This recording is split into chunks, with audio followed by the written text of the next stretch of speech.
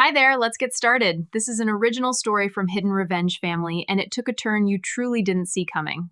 Let's get into it. I paid the last installment on that house 3 days before my sister's promotion party. No one at the party knew that. The villa sat on a quiet hill just outside the base. White stone walls, floor-to-ceiling windows, a kitchen big enough to host a cooking show. Every month for 6 years, half of my paycheck disappeared into that mortgage. Sarah liked to tell people she invested wisely. She never mentioned the automatic transfer that came from my account. That night, the driveway was lined with black SUVs and polished sedans. Officers in dress uniforms stood around holding champagne like they were born with it in their hands. Laughter echoed through the living room. Someone had hired a string quartet. It was dramatic for a promotion to captain, but Sarah had never believed in doing anything quietly. I stood near the back wall in my standard service uniform. Sergeant First Class Elena Morales, Logistics Division, the branch Sarah liked to call the paper pushers. Maya stood beside me, her small hand resting lightly against my sleeve. She wore a simple navy dress and flat shoes. Her hair was tied back neatly. She didn't speak. She rarely did in public. Sarah made her entrance 20 minutes late. Full dress uniform, new captain bars shining under the chandelier, hair perfectly styled, smile calibrated for maximum admiration. She moved through the room like it belonged to her, accepting congratulations, laughing too loud, touching shoulders, holding eye contact, just long enough to feel powerful. Then she spotted us. "There she is," she announced, raising her voice slightly. "My sister." A few officers turned to look. Sarah walked over heels, sharp against marble. "This is Elena," she said, resting a hand on my shoulder like I was a prop. "She works logistics, the bunker type. She's happiest counting boxes somewhere underground." Polite laughter. I gave a small nod. "Good evening." "She's the reason I don't have to worry about boring stuff," Sarah continued. "While I'm out leading troops, she's making sure the printer has paper." More laughter.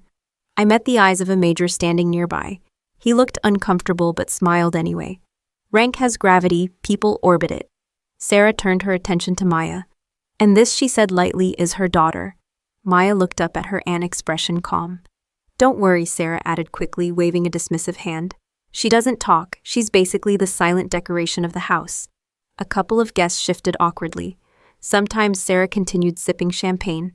"I wonder if there's even a brain in there. But hey, she's cute." The room went quiet for half a second. Then someone forced a chuckle. No one wanted to challenge the newly promoted captain at her own party. I felt Maya's fingers tighten slightly against my sleeve. I crouched down so I was eye level with her. "You okay?" She nodded once. I stood back up. Sarah leaned closer to one of her colleagues. "Elena's always been sensitive," she said, loud enough for me to hear. Motherhood hit her hard. The comment hung in the air. "I've spent 19 years in uniform. I've been deployed. I've coordinated supply chains across 3 countries. I've handled audits that would make junior officers sweat through their shirts. I don't scare easily. But nothing tests your discipline like watching someone mock your child for sport." The quartet stopped playing as catering staff began moving through the room with trays of wine. Sarah watched them for a moment, then looked at Maya. "You know what?" she said brightly. "This will be good for her." I didn't respond. "Maya," Sarah called, bending slightly. "Why don't you help out carry a tray?" "Earn your keep." The words were delivered with a smile. "She's a guest," I said evenly. "She lives here," Sarah corrected. "Which means she contributes." I held her gaze. "Come on," Sarah pressed. "It'll build character, or whatever she's capable of building." A few guests avoided looking at us. Maya stepped forward before I could speak again. She walked to the catering table. One of the hired servers hesitated, then handed her a lighter tray with sparkling water glasses. Maya lifted it carefully with both hands. The tray didn't shake. She moved through the room slowly, offering drinks. Some officers took a glass without meeting her eyes. One woman in civilian attire thanked her gently. Sarah clapped once. "See, even the quiet ones can be useful." There it was, not concern, not tough love, just performance. I watched everything. Who laughed, who stayed silent, who looked away. Sarah drifted back into the center of the room, raising her glass. "To sacrifice," she announced. "To service. And to rising above your limitations." Applause. Maya passed in front of her with the tray. Sarah took a glass, leaned down slightly, and whispered something I could still hear from 6 feet away. "If you can't speak, at least don't embarrass me." Maya's posture didn't change. She finished her round and returned the tray without spilling a drop. When she came back to my side, I rested my hand lightly on her back. "You did great," I said quietly. Across the room, Sarah was laughing again, retelling a story about how she dragged her unit through chaos during an inspection. I knew the inspection. I had prepared the supply reconciliation that saved her from disciplinary review. She had never mentioned that part.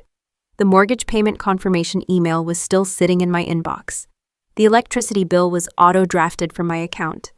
The property taxes were in my name. And tonight in the house I quietly paid for my daughter was being treated like hired help.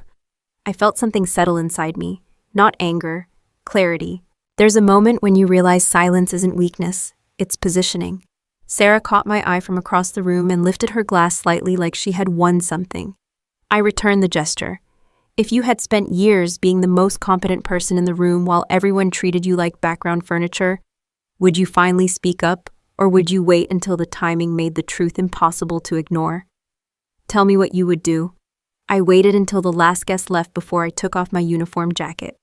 The house was quiet again, catering staff gone, glasses half empty on the counter, the string quartet packed up like none of it ever happened. Sarah had already gone upstairs, still on the phone, still replaying her own highlight reel. Maya sat at the kitchen island, legs swinging slightly. "You okay?" I asked. She nodded once, then she spoke soft but clear. "She's getting careless." Her voice was steady, not fragile, not broken, just controlled. Most people assume silence means inability. It doesn't. In our case, it meant strategy. Maya isn't mute. She hasn't been for years. When she was sick, she overheard something she wasn't supposed to hear. Sarah arguing with a man about money. Raised voices. Words like transfer, cover it, and she'll never find out.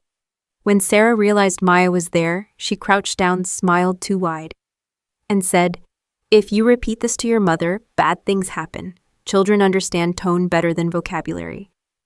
Maya stopped talking in public after that. At first I thought it was trauma. Therapy helped.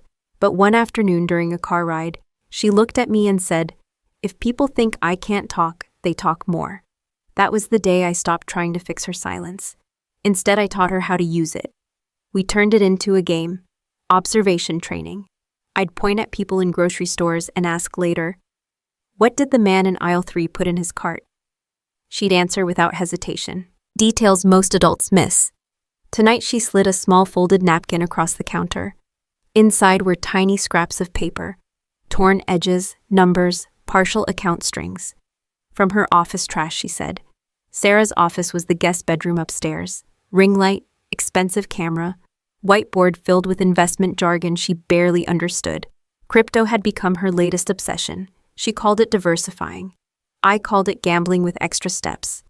Over the past 3 years, she had borrowed from me more times than I could count. Just until next month. My bonus is delayed. It's temporary. Temporary turned into patterns. 19 years ago, when we were both applying for the Military Academy scholarship, I scored higher. Physical tests, written exams, leadership evaluation. I had the recommendation letters, the mentors, the file ready. Sarah cried the night results came out. Not because she failed, because she came in second. Mother sat at the kitchen table pressing a tissue to her eyes. "Your sister has presence," she said. "You're strong. You'll survive anywhere." Translation: give it to her. I withdrew my acceptance the next morning. Official reason: family circumstances. Real reason: I was the dependable one. I enlisted instead. Logistics: no spotlight, no medals on stage, just supply chains, contracts, numbers, and responsibility. I became good at it, very good. Quiet units run smoothly because of people like me. Sarah thrived in visible roles, public speaking, strategic planning, the kind of positions that look impressive on camera. Behind the scenes, she struggled with money. She liked status more than stability. Designer handbags, imported wine, investment groups that met in hotel conference rooms, cryptocurrency forums filled with men who called themselves visionaries and spelled loser wrong. When she first asked to borrow $5,000, it sounded temporary. When she asked again 6 months later, I transferred it without comment. I kept records. Every transaction labeled. Date, amount, stated reason. Not because I expected repayment, Because logistics officers document everything. Why didn't you stop helping her? Maya asked once. Because if I didn't, she would crash faster. Because Mother believed Sarah was destined for something bigger. Because I thought loyalty meant endurance. Because I confused responsibility with obligation. Pick one, or all of them. Over time, the amounts increased. 10,000, 15. Short-term liquidity issues. I noticed credit card statements arriving in my name for accounts I didn't open. Authorized user requests I never signed. I froze those quickly. She called it a bank error. I let her believe I believed that. Upstairs, I heard Sarah's voice through the ceiling. No, the transfer cleared. I told you it would. Maya looked at me. She shredded 3 envelopes tonight, she said. One had red print. Final notice. I unfolded the scraps she brought. Interest rates, account balances, partial routing numbers. You're sure? I asked. She nodded. 19 years of being the stable one teaches you patience. It also teaches you patterns. Sarah's spending spikes followed every promotion cycle. Every time she felt behind someone else. Every time a colleague bought a bigger house or a newer car. The villa we were standing in was supposed to be her proof. Instead, it was leverage she didn't know I held. Mother believes Sarah earned everything here. Mother also believes I prefer staying in the background. She's not wrong about the background part. Logistics is invisible until something fails. Then suddenly everyone wants to know who signed the paperwork. I rinsed 2 glasses at the sink. Tomorrow, I said, we keep observing. Maya slid off the stool. Same rules, she asked. Same rules. Don't interrupt, don't confront, collect facts. Silence isn't surrender, it's data gathering. As she walked toward the stairs, she paused. I could have said something tonight, she said quietly. I know, I didn't. I know. She gave a small nod and disappeared upstairs. I remained in the kitchen looking at the reflection of the house lights against the window. 19 years of being the invisible support system. 19 years of letting Sarah shine. 19 years of transferring money quietly so she could maintain the image of control. People think sacrifice is dramatic. It's not. It's repetitive. It's filling out forms at midnight. It's wiring money you'll never see again. It's declining opportunities so someone else can post about theirs. Upstairs, a door closed. My phone buzzed. A notification from the base finance office. Subject line: budget discrepancy review request.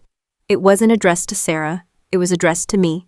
I stared at the screen for a long moment. Logistics doesn't create shortages. It identifies them.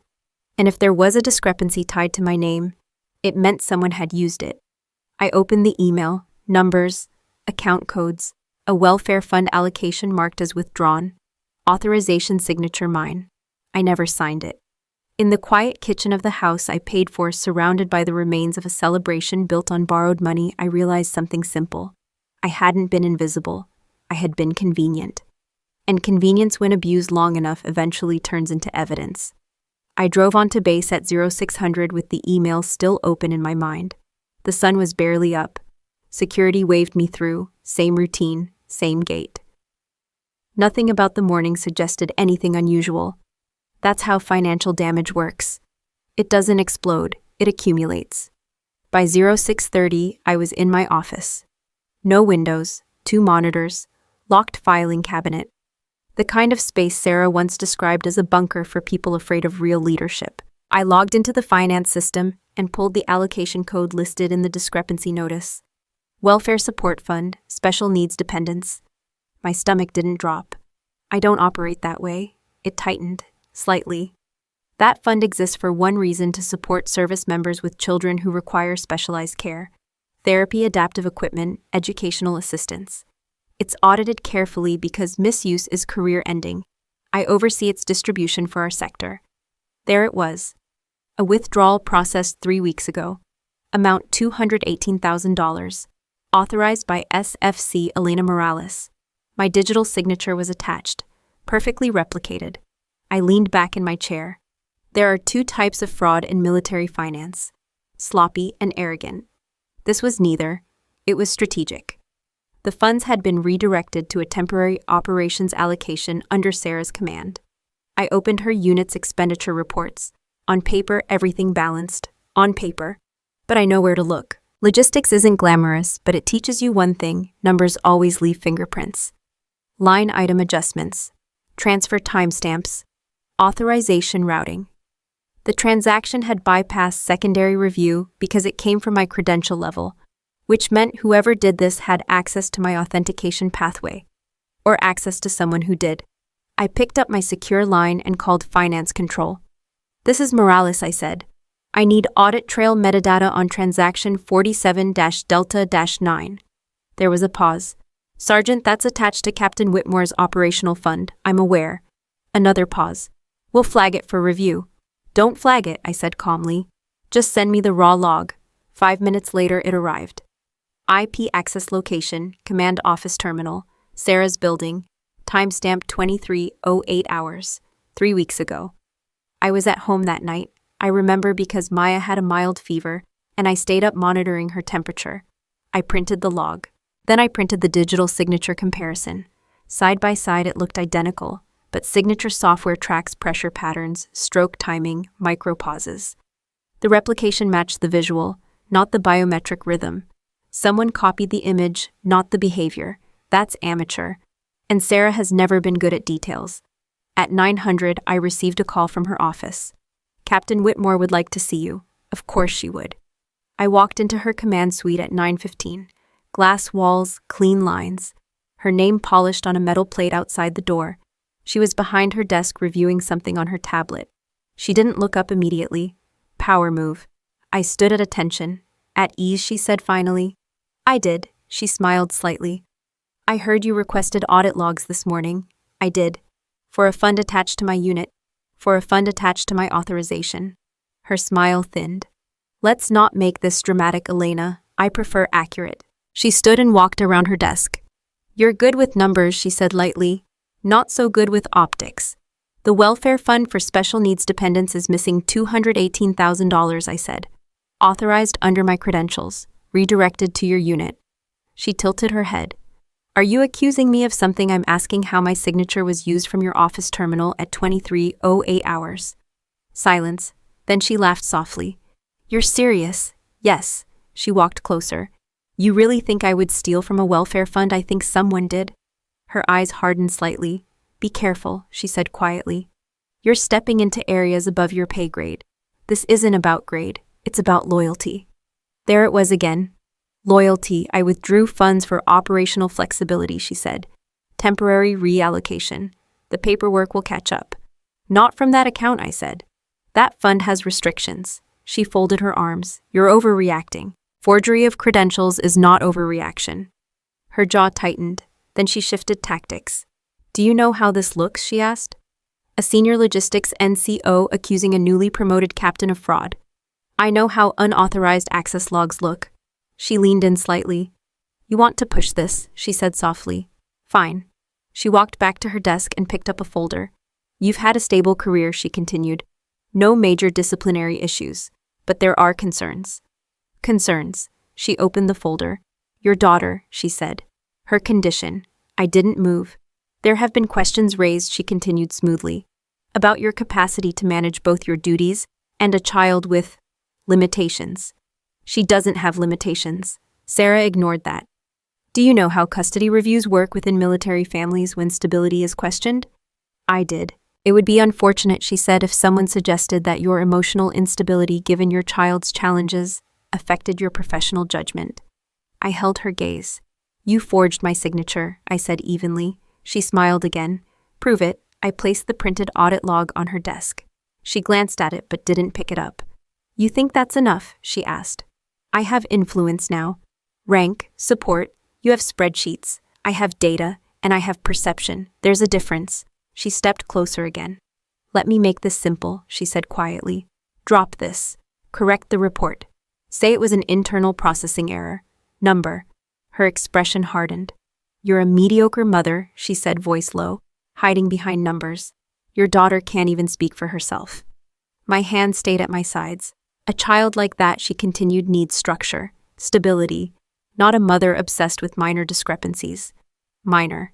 $218,000 from a fund designed to support kids like Maya. If command starts questioning your judgment, she added, they could review your parental fitness. I'd hate for that to happen. There it was, not money, control. You're threatening to challenge my custody, I said. I'm suggesting you stay in your lane. I studied her face. Perfect hair, perfect uniform, Captain bars catching the light, shining outside, rotting underneath. You miscalculated, I said quietly. Her smile flickered. How you assumed I don't document family the same way I document inventory. She didn't respond. I won't correct the report, I continued. I won't withdraw the audit request, and I won't be intimidated by someone who thinks rank erases evidence. Her face tightened. You're making a mistake. No, I said. You already did. I turned and walked toward the door. Behind me, her voice sharpened. If you push this, Elena, I will make sure you regret it. I will use every connection I have to question your fitness as a mother. Do you understand me? I paused at the door. Yes, I said calmly. I understand you perfectly. Then I left. Back in my office, I locked the door and opened a new file. Title: Whitmore, Unauthorized Fund, Reallocation. I added the audit logs. Signature analysis. Terminal access records. And a new section, personal risk assessment. If she wanted to escalate this into custody threats, she had just moved it from financial misconduct to retaliation. And retaliation is easier to prove than fraud. I sat back and allowed myself one steady breath. Sarah thought the uniform protected her. But uniforms don't erase paper trails, they just make the fall more visible. I submitted my leave request at 1400 without explaining it to anyone. By 1600, it was approved. By 1700, Sarah had already heard about it. News travels fast when people enjoy it. I was packing a small suitcase when she walked into my room without knocking. Wow, she said, leaning against the doorframe. That was quick. It was scheduled. Sure it was, she crossed her arms. Heard finance flagged something this morning. Guess command didn't love your little audit stunt. I folded a uniform carefully and placed it in the suitcase. You're being sent home, she asked, fake sympathy layered thick. Or just quietly reassigned somewhere less visible? I looked up at her. I'll be gone a few days. She smiled. You should have stayed in your lane. I am. She laughed softly. Right, because desk sergeants get emergency leave for fun. Desk sergeant, paper counter, bunker sister. I zipped the suitcase. She stepped closer. Just so you know, she added, lowering her voice. If this is about that fund, you're overplaying your hand. People with stars on their shoulders don't care about minor reallocations. Stars. She didn't know. At 0400 the next morning, I was on a military transport flight heading toward Geneva. Not commercial, not vacation, secure. I wasn't suspended. I was summoned. General Sterling doesn't schedule casual meetings. He had been my father's commanding officer 15 years ago. After my father died during a logistics oversight mission overseas, Sterling requested to personally handle the estate transition. Sarah was too young to understand what that meant. Mother was too overwhelmed to ask questions. I was 19. I listened. What most people never knew was this. My father had structured his assets through a military trust system designed for fallen officers with foreign holdings, properties, accounts, insurance layers, contingency funds, and a clause. The eldest child with verified clearance and financial oversight credentials would control distribution until both heirs reached 40. That was me. Not because I was older, because I passed clearance reviews. Sarah never applied. She preferred command tracks. I preferred access. When I completed my advanced logistics certification 8 years ago, I was quietly granted oversight authority over multiple veteran trust accounts, including my father's. The combined value exceeded $7 million. Diversified, untouched. Sarah believed father left us very little, because I let her believe that. The Geneva meeting wasn't about the villa, it wasn't about the welfare fund. It was about a flagged pattern inside several legacy trust accounts tied to officers under Sterling's former command, including ours. I landed in the early afternoon. A black sedan met me at the airfield. No insignia, no conversation. The secure facility sat near the outskirts of the city. Neutral building, heavy security. General Sterling looked older but not weaker. Sergeant Morales, he said as I entered. Sir. He gestured for me to sit. You've been busy, he said calmly. I prefer prepared. He slid a folder across the table. Inside were transaction summaries from multiple military trust accounts. Unusual inquiries, access attempts, routing requests originating from domestic terminals.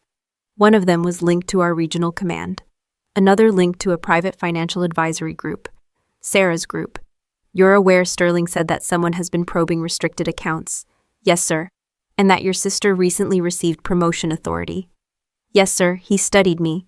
You understand the gravity if someone attempted to breach a fallen officer's trust. I do. He leaned back. You were recommended to oversee these accounts because you're methodical, because you don't seek attention. Yes, sir. You also understand that if a beneficiary attempts unauthorized access, we are obligated to initiate criminal review. Beneficiary. Sarah. She didn't know the accounts existed, but she knew father once mentioned foreign holdings. Loose memory, dangerous, curiosity. She's reckless, Sterling said. But we don't act on assumption. I don't either. He nodded once. Which brings me to the second issue. He tapped another document. The welfare fund discrepancy. I kept my expression neutral. We cross-reference internal misuse patterns against external trust probes, he continued. Your name appeared twice. My credentials were used without authorization. We verified biometric mismatch. Of course they did. However, he added, this escalates beyond local command. He closed the folder. Sergeant, if your sister is involved in financial manipulation at both operational and legacy levels, we are no longer discussing family conflict. I understand. He held my gaze. This becomes federal. Silence filled the room. Then his secure phone vibrated. He glanced at the screen and answered, Yes. Pause. Put it through. He placed it on speaker. A controlled voice spoke. Sir, we received the file. Sterling looked at me. What file? He asked. The audio recording, the voice replied. Submitted under encrypted civilian channel. Sterling's eyes shifted slightly. Source? He asked. Verified minor dependent under Sergeant Morales. My pulse didn't spike. It sharpened. The voice continued. Sir, her daughter submitted an audio recording from the night of the promotion party. Timestamp aligns with preliminary misconduct review. Sterling looked directly at me. Sergeant, he said slowly. Were you aware your daughter recorded something?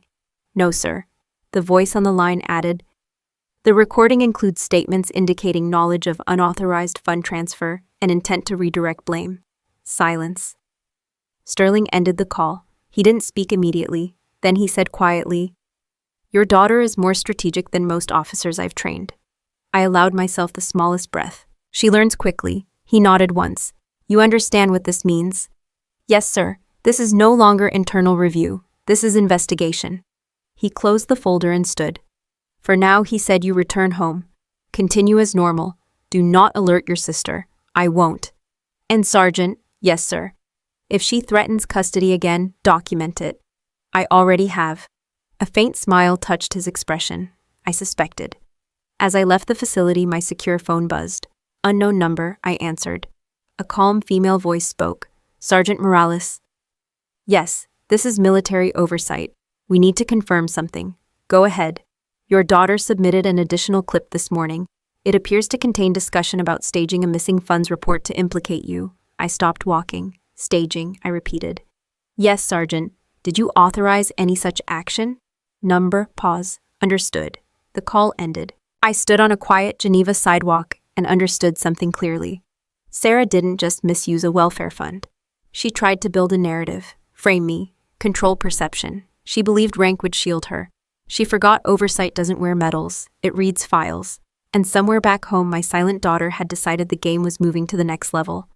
I landed just after midnight and drove straight home without calling anyone. The house lights were off except for Sarah's office upstairs. The ring light was still on. Of course it was. When I opened the front door, the first thing I noticed wasn't noise. It was space. My desk in the corner of the living room was gone. Maya's bookshelf was missing. The small therapy equipment set we kept near the window had disappeared. In their place were stacked boxes labeled in black marker storage.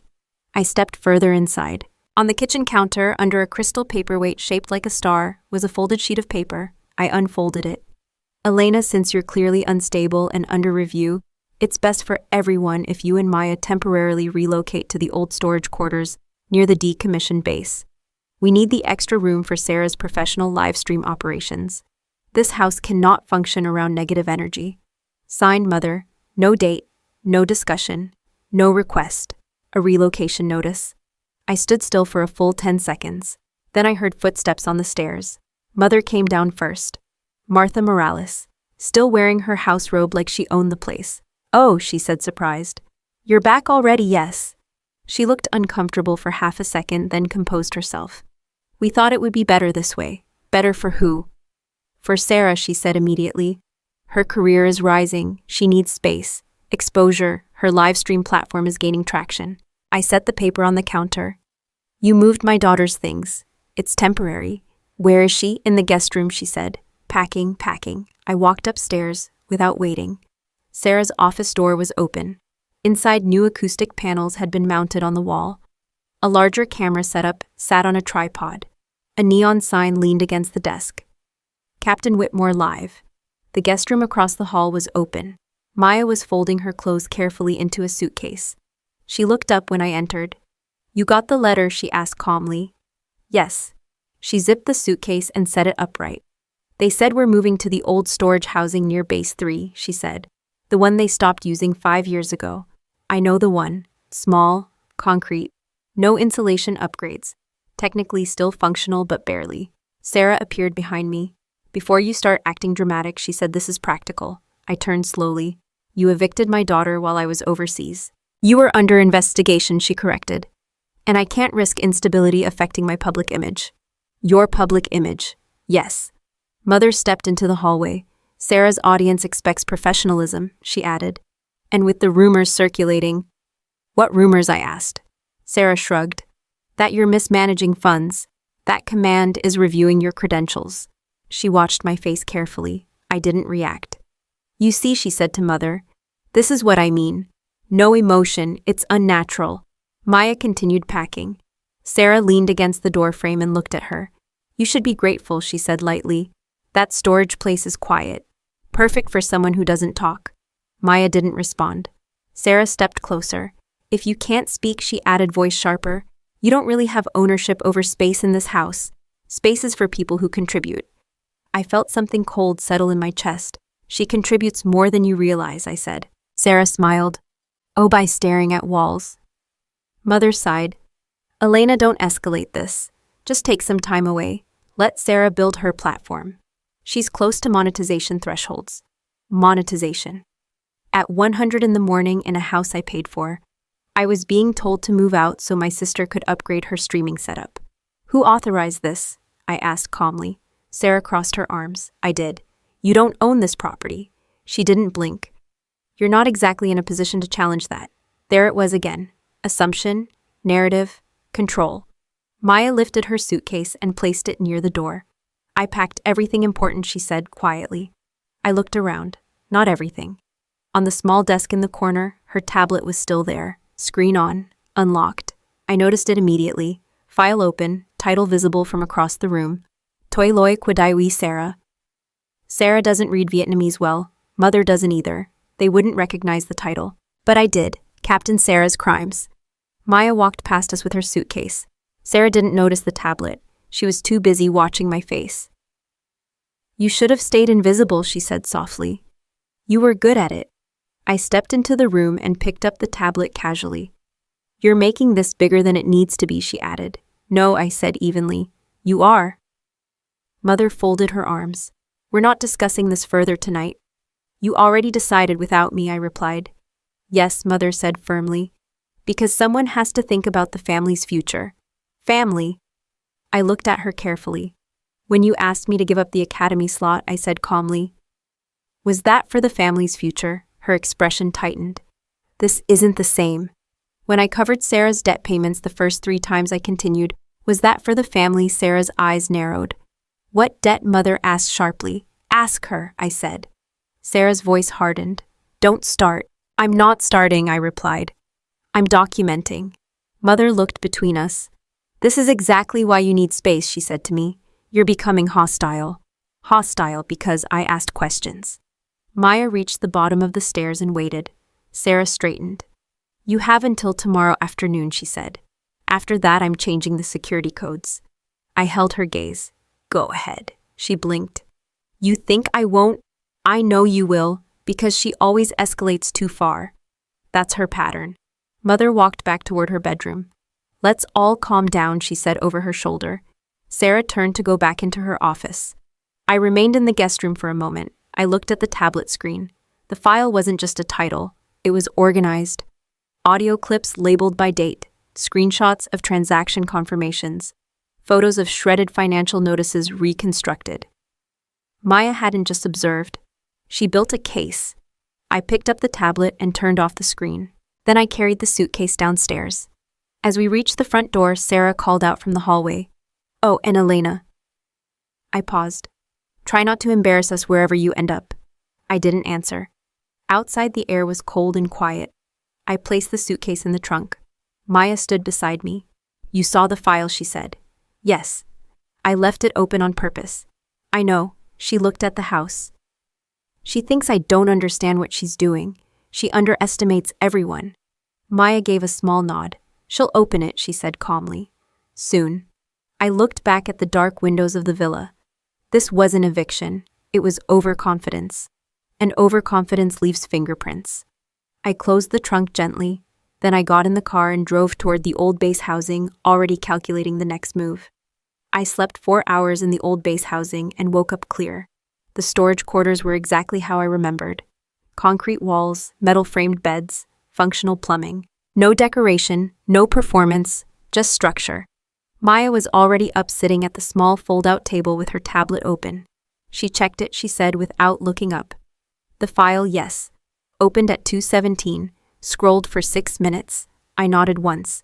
Did she delete anything? No. She took photos of the screen with her phone. Of course she did. Sarah never deletes. She reacts. I washed my face in cold water, put on a clean uniform, and opened my briefcase. 300 pages. Printed audit trails, signature analyses, trust account access attempts, bank transfer histories, screenshots of Sarah's crypto withdrawals lining up with missing operational funds. I didn't need to shout, I didn't need to threaten. Auditors don't argue, they present. By 0900 I was back on base, not to confront her, to formalize process, first stop finance. "I need to update payment authorizations," I told the clerk. "Which one?" "Sergeant property mortgage account ending in 4427. Utility auto draft accounts attached to that property. Internet service, insurance," the clerk typed. "All of these are under your primary authorization. I'm aware. You want to modify them? I want to suspend automatic payment effective immediately." She hesitated. "Is there an issue?" "Yes." She processed the request. "Mortgage payment scheduled for next week suspended. Electricity suspended. Water suspended. Internet suspended. Home insurance suspended. Everything that kept that villa functioning ran through my account." Sarah believed the house was hers because she hosted parties in it. Ownership is less glamorous than that. Ownership is paperwork. Next stop, bank. I sat in a quiet office with a compliance officer I've worked with before. "I need to report a card as compromised," I said. "Which one?" "Prestige Visa ending in 9903. He pulled it up. "Primary holder Elena Morales. Authorized user Sarah Whitmore." "Yes." "You're reporting fraud?" "I'm reporting unauthorized use and potential misrepresentation of ownership." He studied the transaction list. Luxury boutiques, high-end restaurant charges, streaming equipment purchases, private investment transfers. "Do you want the account frozen?" "Yes." "An investigation opened?" "Yes." He typed for a full minute. "Card is deactivated," he said finally. "Authorized user access revoked. Fraud review initiated." "Good." He looked at me carefully. "Family, yes." He nodded slightly. "Those are the worst cases." By 1100, I was walking into the core leadership building. Sarah was scheduled to present budget projections to senior officers at noon. Perfect timing. I didn't enter the conference room. I didn't need to. At 12:17, my phone vibrated. "Unknown number," I answered. A tense whisper. "What did you do, Sarah?" "I updated financial authorizations," I replied calmly. "You froze my card." I froze my card. "You humiliated me in front of command." I wasn't in the room. Her breathing was sharp. "They called me mid-presentation," she snapped. "Said my card was flagged for fraud. In front of everyone. I'm sure that was uncomfortable. You think this is funny, no?" Silence for half a second. "You're sabotaging me. I'm protecting myself. That card is how I manage operational networking. That card is attached to my name." She lowered her voice. "Reinstate it." "No, you're being emotional. I haven't raised my voice." She inhaled slowly, trying to regain control. "Fine," she said. You want to escalate? Let's escalate. I already documented everything, I replied. You think your spreadsheets scare me? No. Federal charges might. Silence. Then she changed tactics. The house, she said. You suspended payments. Yes. You can't, I can. You live there? Not anymore. Her breath caught slightly. You're bluffing. I filed change of residence at 0830. Another silence. You'd risk foreclosure. I'd rather liquidate than subsidize theft. Her tone sharpened. You're destroying the family over paperwork. I'm responding to fraud. You don't have proof. I have logs. She lowered her voice again. You're forgetting something. What's that? I outrank you. Rank. The last refuge. Rank doesn't override financial law, I said evenly. You're a bitter desk sergeant, she snapped. You always have been. This is jealousy, if that helps you sleep. You think command will side with you over me? I think command sides with evidence. She went quiet. Then she tried the old weapon. You're unstable, she said. You uprooted your child. You're isolating her in a storage unit. I relocated her from an unsafe environment. Unsafe, you threatened her. I disciplined her. You told her she doesn't deserve space. She doesn't speak. She observes. Sarah exhaled sharply. Fix the card, she said again. Now. No, you're weak, she said. I almost smiled. Weak. That's what she calls anything she doesn't understand. I gave you 19 years of support, I said calmly. That ended this morning. You owe me. For what? For carrying this family's name publicly. I carried it quietly. That doesn't count. It does in court. Silence stretched. You won't win, she said finally. I'm not trying to win. I'm trying to stop losing. She hung up. At 12:26, I received a fraud confirmation email. Case number assigned. Preliminary review scheduled. At 12:41, a notification arrived from the mortgage lender. Payment missed alert scheduled. Good. Pressure exposes structure. At 13:10, Maya texted me from the storage housing. She went live early. I opened the link. Sarah sat in her newly upgraded office, smile tight. Sometimes she was saying to her audience, people in your life resent your growth. Comments scrolled. She adjusted her posture. Financial misunderstandings happen, she added casually. But strong leaders don't let negativity derail them. Then her phone buzzed on the desk. She glanced down. Her expression changed. Not dramatic, subtle, eyes scanning, color draining slightly. She tried to continue speaking. Anyway, as I was saying, another buzz. She swallowed. The live stream chat noticed. Everything okay, Captain? Someone typed. She forced a smile. Yes, just a small banking error. A third notification. She stopped mid-sentence. Because this time it wasn't a card alert. It was a compliance notice. Investigation pending. I closed the live stream. Then I opened the 300-page file on my desk. No anger, no tears, just sequence. People call me weak because I don't shout. They confuse restraint with surrender, but restraint is how you gather leverage. And once leverage is in place, you don't swing wildly. You apply pressure exactly where it counts. I walked into Corps headquarters at 1800 with the file under my arm and no intention of raising my voice.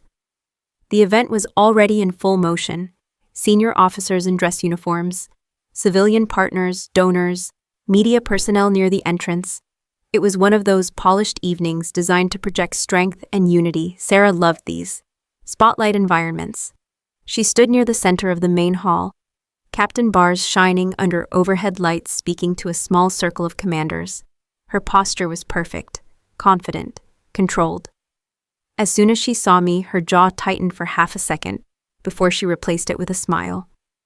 She excused herself from the group and walked toward me. I didn't think you'd show up, she said lightly. I was invited. She glanced at the folder in my hand. You bring homework to social events now, I bring documentation everywhere. She leaned closer. You picked an interesting week to escalate. You scheduled this event, I replied. Not me. She studied my face, searching for cracks. I heard about the fraud inquiry, she said quietly. You made quite a scene with the bank. I filed a report. You embarrassed me. You misused my name. Her smile disappeared. Not here, she muttered. We're not doing this here. You approached me. She straightened and raised her voice slightly, just enough for nearby officers to notice. My sister, she announced, is going through a difficult period. Stress can affect judgment. A lieutenant colonel looked at me with polite curiosity. I'm functioning normally, I said calmly. Sarah placed a hand on my arm as if guiding me. Let's step into the side office, she said, tone tight, but smiling. I allowed it. The side office door closed behind us. No audience now, just rank and history. She dropped the smile immediately. You've gone too far, she said. You forged my signature. You can't prove intent. I don't need intent for access logs. She exhaled sharply and pulled a thin document folder from her bag. Fine, she said. Let's simplify this. She opened it and slid a paper across the desk. Property transfer authorization. Not for the villa, for the remaining family estate holdings. Our father's name printed at the top. You sign this, she said, and we end this quietly. I didn't touch it. You think I don't know there's more, she continued. You always had access to the paperwork. The trust accounts, the overseas assets.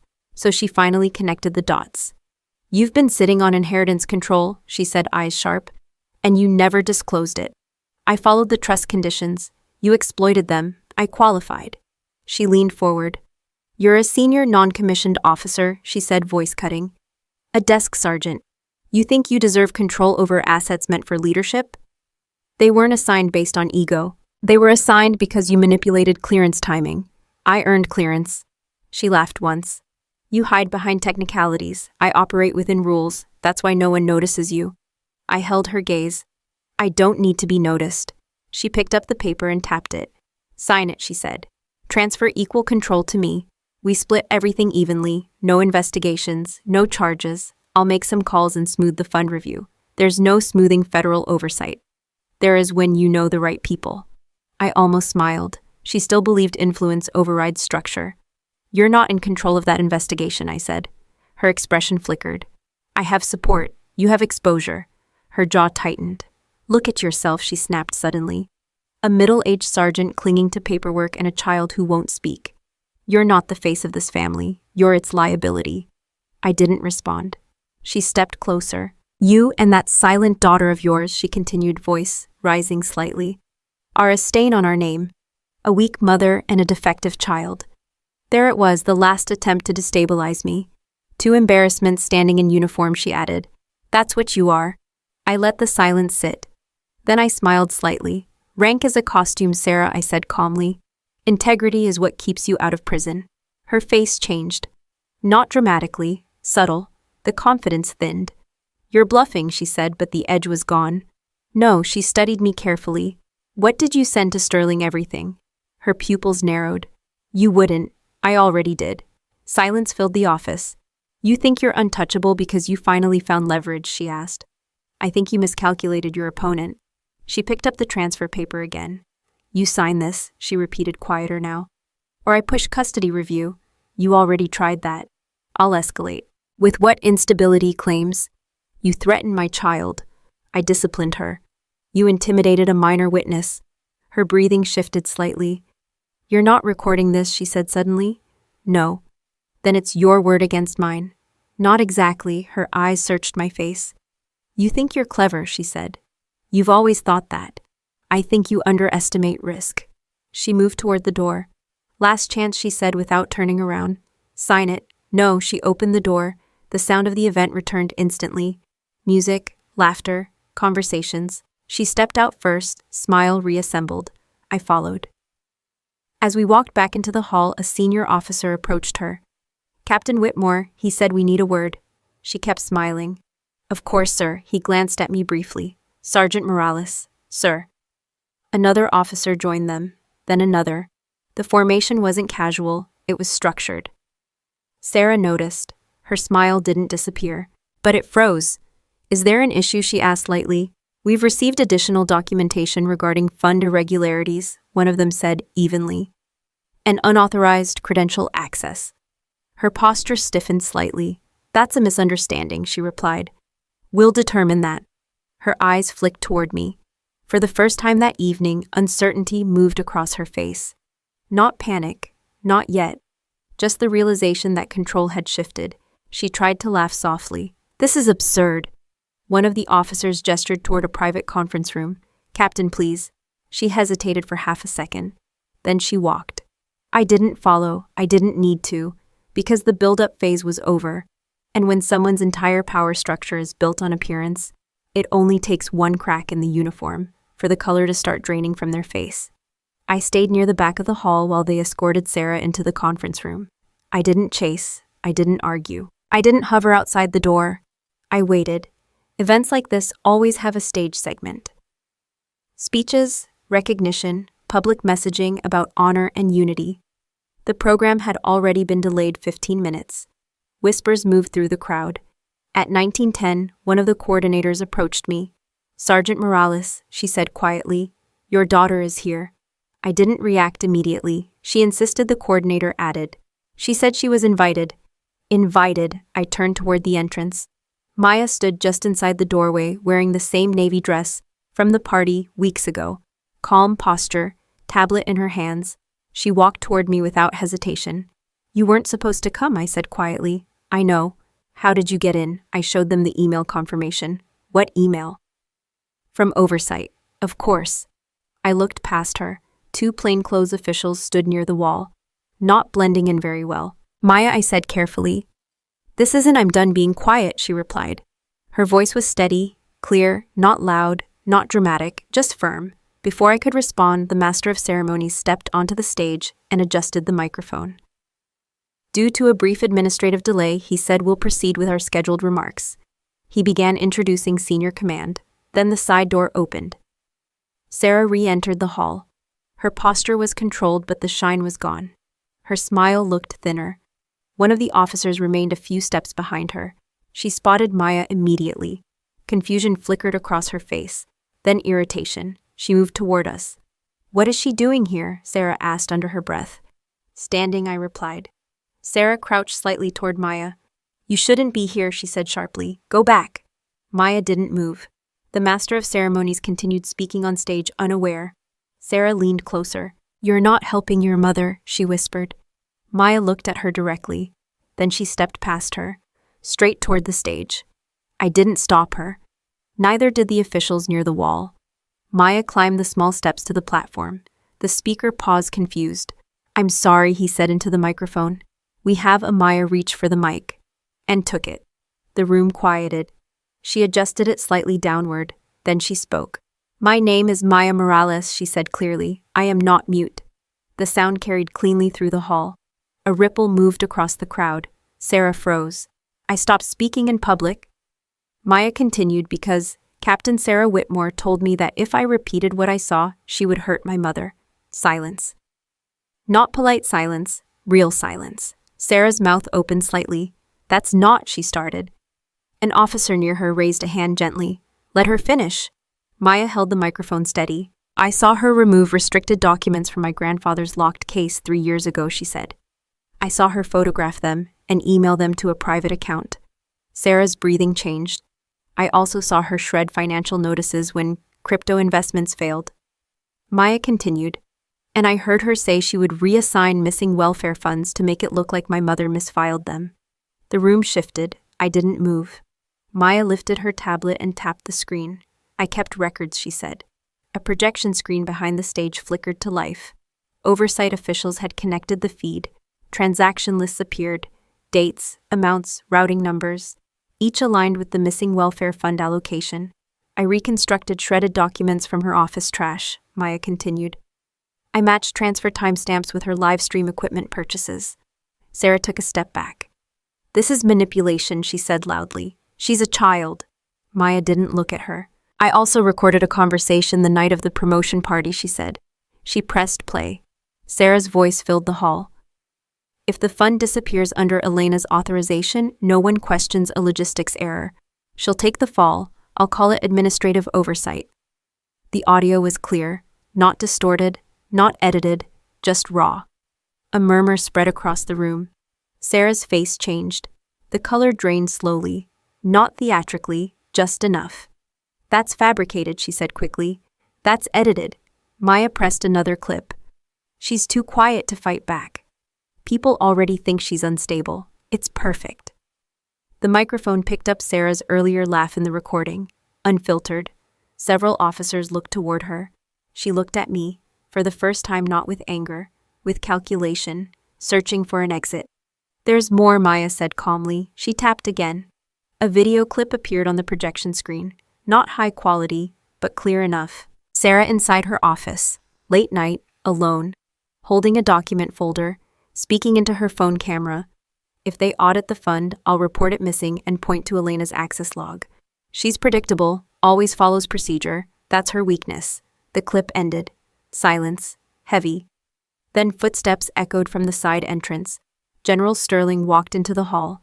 No announcement, no applause, just presence. He stepped forward slowly. Captain Whitmore, he said evenly. Sarah turned toward him. Her posture collapsed slightly. Not physically, structurally. Sir, she said, voice tight. Your access to all command systems is suspended effective immediately, he continued, pending formal investigation. She looked around. No one was smiling now. This is political, she said. You're taking a child's word over mine. Sterling's gaze shifted briefly toward Maya. Evidence does not have an age requirement, he replied. Sarah's lips parted, but no argument came out, because the projection screen still displayed transaction summaries, still displayed timestamps, still displayed her own recorded words. She looked smaller, not because of rank, because illusion had collapsed. She had built her authority on image.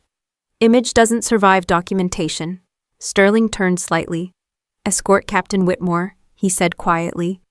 Two officials stepped forward. Sarah's face went pale, not dramatic, not exaggerated, just drained, like someone who finally realized the performance was over. She looked at me one last time. You did this, she said. No, I replied calmly. You did. Maya handed the microphone back to the stunned coordinator. Then she stepped down from the stage and walked toward me. The hall remained silent. Not out of fear, out of recalibration. People were adjusting their understanding of who held control. Maya slipped her hand into mine. You're not mad, she asked quietly. No. You didn't tell me to stay quiet. I never asked you to, she nodded once. Across the room, Sarah was being escorted out. Her uniform still perfect. Her rank still visible, but without authority behind it. And for the first time in years, the silence in the room belonged to us. Not because we were invisible, but because the truth had finally spoken. I watched them escort Sarah out of the hall and didn't feel victory. I felt completion. Investigations move fast when the evidence is organized. Within 48 hours, her access was permanently revoked. Within a week, formal charges were filed: fraud, unauthorized, fund reallocation, falsification of credentials, and breach of trust related to restricted financial accounts. 10 years was the projected maximum sentence under military and federal review. Rank disappeared quickly. The captain bars were removed before the paperwork was even finalized. Public statement released. Internal memo distributed. The live stream channel went dark overnight. People who once commented, "Strong leaders," switched to silence. I didn't post anything. I returned to work. Same office, same desk, same systems, but this time when I walked through the building, people didn't avoid eye contact. They nodded, not out of sympathy, out of respect. Sarah tried to contact me twice during the first week, through an attorney, then through Mother. I didn't respond immediately, not because I was unsure, because I was measuring impact. The villa went into default within a month. Without my payments, the structure Sarah believed she controlled began collapsing on schedule. Utilities shut off first, then insurance flagged non-payment. Then the lender initiated proceedings. I didn't intervene. Ownership isn't emotional, it's documented. Mother showed up at the base housing 3 weeks after the event. She looked smaller than I remembered, less certain. She stood outside the concrete quarters like she didn't believe I would actually live there. You can't let this continue, she said without greeting. I didn't start it. She's your sister. She forged my signature. She made mistakes. She staged financial theft and tried to frame me. Mother's hands trembled slightly. She's facing prison, she whispered. I know. You have connections, she said. You spoke to Sterling. I presented evidence. You can retract something. No. Her eyes filled with frustration. You've always been stubborn. No, I replied calmly. I've always been consistent. She stepped closer. She needs help, she said. She's not built like you. I looked at her carefully. Years ago at the kitchen table, she said something similar. She needs elevation. You're resilient. That night had shaped everything. You once told me I said evenly that Sarah needed lifting and I was strong enough to survive on my own. Mother's expression tightened. That was different. No, I said. It wasn't. She opened her mouth to argue. I continued. You said she needed support. That I could endure. Silence. So let my endurance carry me forward, I said. Without both of you. Her face changed then. Not anger. Recognition. You'd walk away from your family, she asked. I'm walking toward stability. You're abandoning us. No, I stopped rescuing you. She shook her head slowly. This isn't how family works. I looked at Maya, who was standing a few steps behind me. It is now. Mother's voice softened. She's still your sister. She made choices. She's scared. So was Maya. Mother didn't respond to that. For the first time, she didn't defend Sarah. She's facing 10 years, she said quietly. She should have thought about that before redirecting funds for children. Mother's shoulders dropped. I don't recognize you, she whispered. I finally recognized myself. She stood there for a long moment. Then she left without another word. I didn't feel anger. I felt space. 2 months later, the sentencing recommendation was finalized. 10 years with review eligibility at 7 for cooperation. No rank, no pension, no command future, just consequence. Sarah sent one final message through her attorney. She says you could have handled this privately. I wrote one sentence back. She handled it publicly. That ended it. The villa was liquidated to cover outstanding liabilities. I didn't contest the sale, because I never intended to live there again.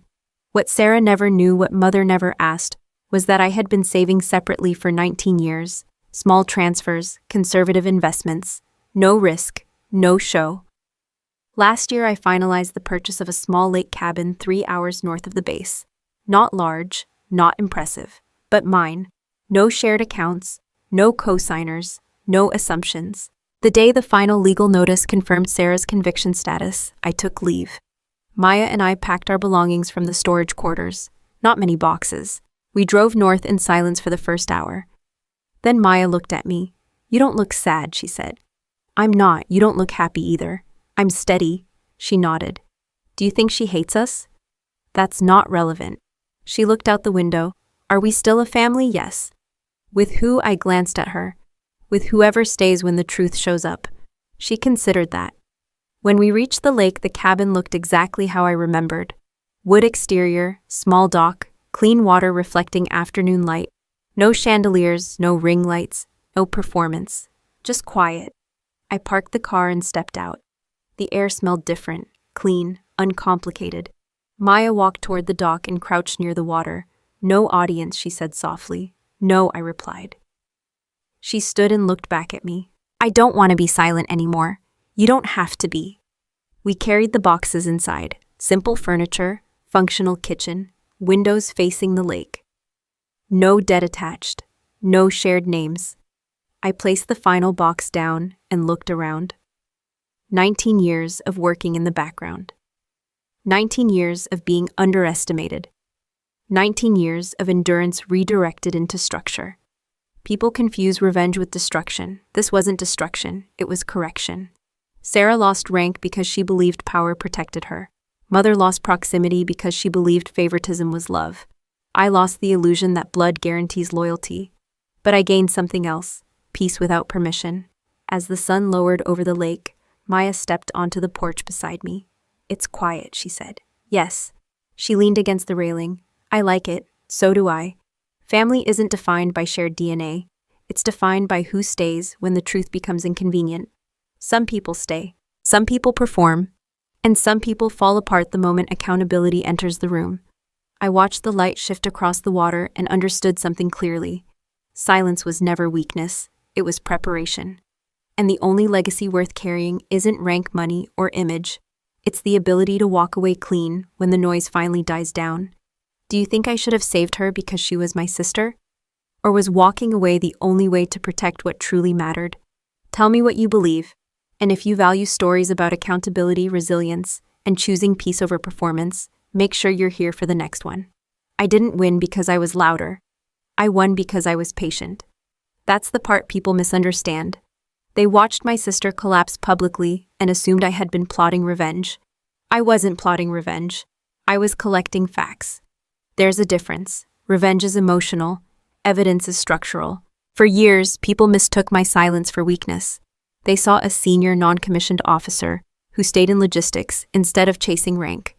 They saw a mother whose daughter didn't speak in public. They assumed we were passive. What they didn't see was positioning. Silence comes in two forms. One is fear. That kind of silence shrinks you. It avoids conflict because it believes it cannot survive it.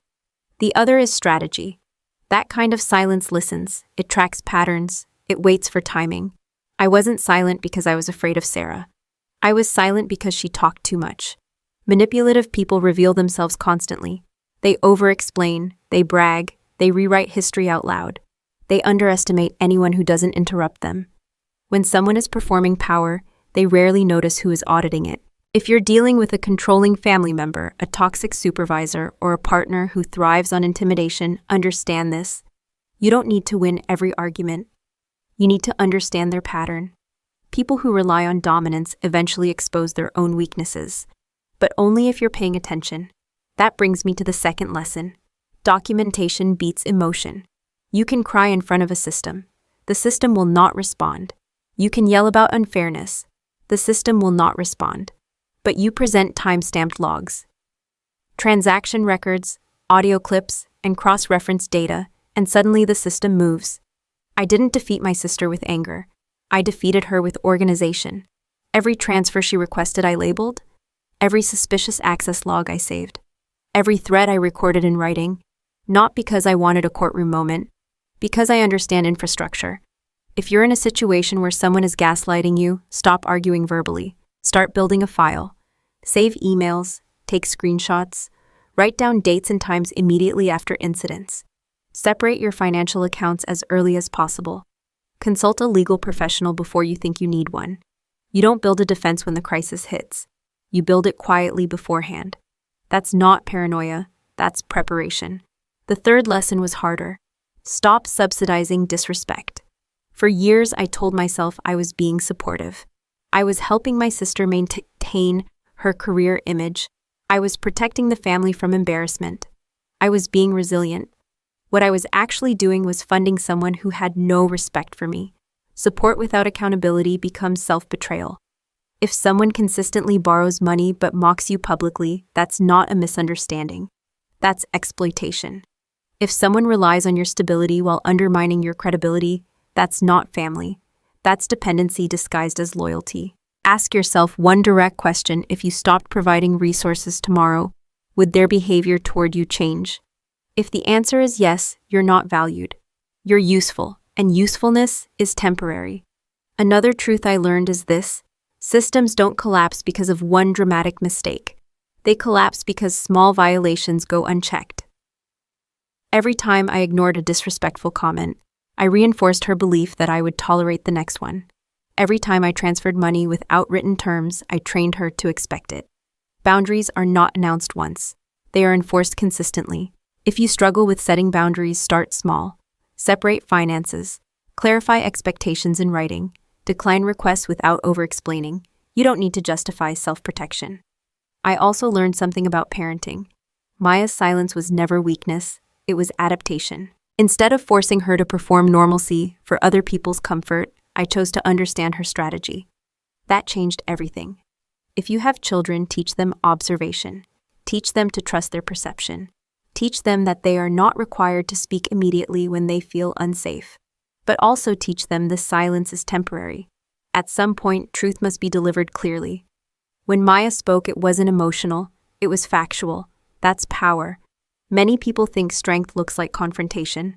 Sometimes it does, but sometimes strength looks like controlled timing. Another hard lesson: you cannot fix someone who benefits from being broken. I thought if I stabilized Sarah's finances long enough, she would mature into responsibility. She didn't. She matured into entitlement. Some people don't want rescue. They want a safety net they can ignore. When you remove the net, they call you cruel. You're not cruel. You're done. And being done is not bitterness. It's clarity. For those of you watching who feel trapped in a family dynamic where you're the responsible one, understand this: endurance is admirable. But endurance without limits becomes permission for abuse. You are allowed to withdraw access. You are allowed to detach financially. You are allowed to let consequences unfold. Silence taught me patience. Documentation taught me leverage. Boundaries taught me self-respect. If you're in a season where you feel invisible, ask yourself, are you shrinking or are you preparing? There's a difference. Shrinking makes you smaller. Preparing makes you sharper.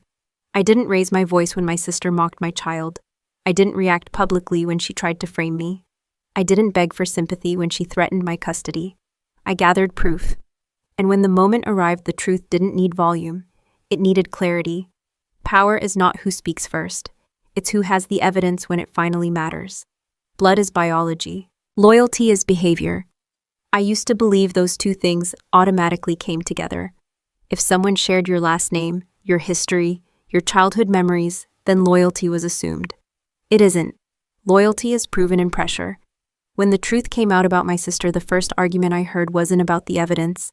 It wasn't about the money. It wasn't about the fraud. It was this: she's still your sister. That sentence has destroyed more boundaries than any legal document ever could. She's still your sister. He's still your father. That's still your mother. We treat blood like immunity, as if DNA cancels accountability. It doesn't. Loyalty without boundaries will dismantle you. For years, I confused endurance with love. I believed protecting the family name meant absorbing damage quietly. I believed being the stable one meant I had to carry the unstable ones. But stability is not the same as sacrifice. If someone repeatedly harms you and expects forgiveness as default, that's not family culture. That's manipulation built on guilt. Guilt is one of the most effective control tools inside families. It doesn't shout, it whispers. You're overreacting. You're tearing us apart. You're being selfish. Here's the truth: choosing self-respect will always look selfish to people who benefited from your self-neglect. When I refused to retract the evidence against Sarah, I wasn't choosing revenge. I was choosing accountability. There's a difference between forgiveness and reconciliation. Forgiveness is internal. It releases you from carrying rage. Reconciliation is relational. It requires change on both sides. You can forgive someone and still refuse access. You can understand their trauma and still refuse their behavior. You can love someone and still lock your door. I don't hate my sister. I also don't trust her. Both statements can exist at the same time. Another lesson I learned: you are allowed to outgrow your family system. Some families operate on hierarchy. Some operate on favoritism. Some operate on silence. When you change, you disrupt the system. The moment I stopped funding Sarah's lifestyle, I became hostile. The moment I enforced boundaries, I became cold. The moment I refused to fix her consequences, I became heartless. Translation: I stopped being predictable. When you outgrow a dysfunctional system, the system will try to shrink you back. It will remind you of who you used to be. It will reference childhood roles. It will say things like, "That's not you." Growth is often interpreted as betrayal by people who rely on your compliance. If you're watching this and you feel like the responsible one in your family, understand this: being reliable does not mean being permanently available. You are not required to financially rescue siblings who refuse responsibility. You are not required to tolerate disrespect because someone shares your bloodline. You're not required to sacrifice your child's emotional safety to preserve adult egos. That was the clearest line for me. When Sarah mocked Maya publicly, it stopped being a sister issue. It became a parenting decision. Protecting your child is not cruelty. Refusing to expose your child to psychological harm is not revenge. It's leadership. There is a dangerous idea that maintaining family unity at any cost is noble. It isn't. Unity without safety is performance, and children learn from what you tolerate. If I had forced Maya to remain in that environment to keep peace with my mother, I would have taught her that silence is survival and disrespect is normal. Instead, she learned documentation, timing, and voice. Peace is built. It is not inherited. The lake house wasn't a fantasy escape. It was 19 years of small decisions, separate savings, controlled spending. No lifestyle inflation to impress anyone. Financial independence is emotional independence. When you control your own shelter, you control your own exit. If you're in a family dynamic that feels suffocating, ask yourself practical questions. Do you have separate accounts? Do you have your own legal documents secured? Do you have emergency savings under your name only? Emotional freedom without financial structure is fragile. Build structure first. Another hard truth: Some relationships end not because of one dramatic explosion, but because of repeated small violations. Disrespect accumulates. Threats accumulate. Gaslighting accumulates. At some point, you stop asking, "How do I fix this?" And you start asking, "Why am I still here?" Walking away is not dramatic. It's quiet. It's packing boxes. It's changing auto-pay settings. It's declining calls. It's refusing to engage in circular arguments. It's choosing calm over chaos. People will say you're giving up. You're not. You're reallocating energy. Family in its healthiest form is not about obligation. It's about mutual protection. It's about accountability when someone crosses a line. It's about showing up when things get uncomfortable. The people who stayed in my life after the truth came out didn't ask me to minimize what happened. They didn't say, "Let it go." They said, "We're here." That's family, not the ones who demand silence, the ones who stand beside you when it would be easier to look away. If you are currently facing a choice between preserving appearances and protecting your integrity, choose integrity. Appearances fade quickly. Character compounds. I didn't walk away because I stopped loving my family. I walked away because I started loving myself and my daughter more than I loved a broken system. Blood creates relatives. Behavior creates family. If you were in my position, would you have saved your sister because of history? Or saved your child because of future? And if you're standing at your own crossroads right now, ask yourself one clear question. Are you staying out of love or out of fear? The answer to that question will tell you everything you need to know. Final note. This story is a work of fiction, but the valuable lessons we discuss are entirely real and continue to happen to many people every day. If this style isn't for you, that's perfectly okay. Please feel free to look for other content that better suits your needs.